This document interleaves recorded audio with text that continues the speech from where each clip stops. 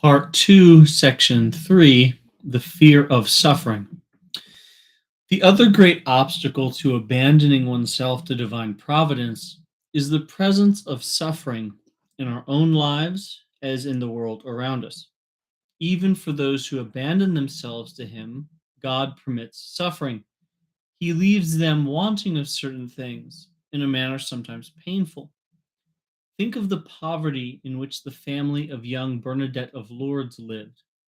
Isn't this a contradiction of the words of the gospel? No, because the Lord can leave us wanting relative to certain things, sometimes judged indispensable in the eyes of the world, but He never leaves us deprived of what is essential: His presence, His peace, and all that is necessary for the complete fulfillment of our lives according to His plans for us.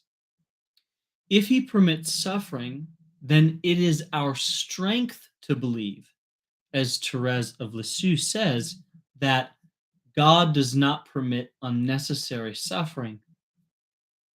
In the domain of our personal lives, as in that of the history of the world, we must be convinced, if we want to go to the limits of our Christian faith, that God is sufficiently good and powerful to use whatever evil there may be, as well as any suffering, however absurd and unnecessary it may appear to be, in our favor. We cannot have any mathematical or philosophical certitude of this. It can only be an act of faith. But it is precisely to this act of faith that we are invited by the proclamation of the resurrection of Jesus, understood and received as the definitive victory of God over evil. Evil is a mystery, a scandal, and it will always be so. It is necessary to do what one can to eliminate it, to relieve suffering, but it always remains present in our personal lives as well as in the world. Its place in the economy of redemption reveals the wisdom of God, which is not the wisdom of man. It always retains something incomprehensible. For my thoughts are not your thoughts, nor are your ways my ways, says the Lord. As high as the heavens are above the earth, so high are my ways above your ways, and my thoughts above your thoughts. Isaiah 55, verses 8 and 9. At certain moments in life, a Christian is necessarily invited to believe in the contradiction of appearances and to hope against all hope, as it is written in Romans 4:18.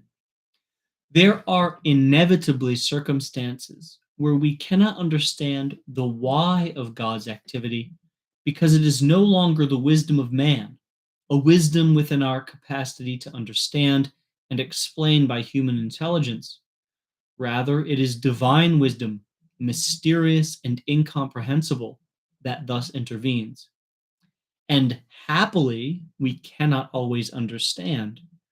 Otherwise, how would it be possible to allow the wisdom of God to freely work according to His designs? Where would there be room for confidence? It is true that for many things we would not act as God would act. We would not have chosen the folly of the cross as a means of redemption. But fortunately, it is the wisdom of God and not ours that rules all things, because it is infinitely more powerful and more loving and, above all, more merciful than ours. While the wisdom of God is incomprehensible in its ways, in the sometimes baffling manner in which it acts in us, then let us say that the wisdom of God will also be incomprehensible in those things that it prepares for those who put their hope in it.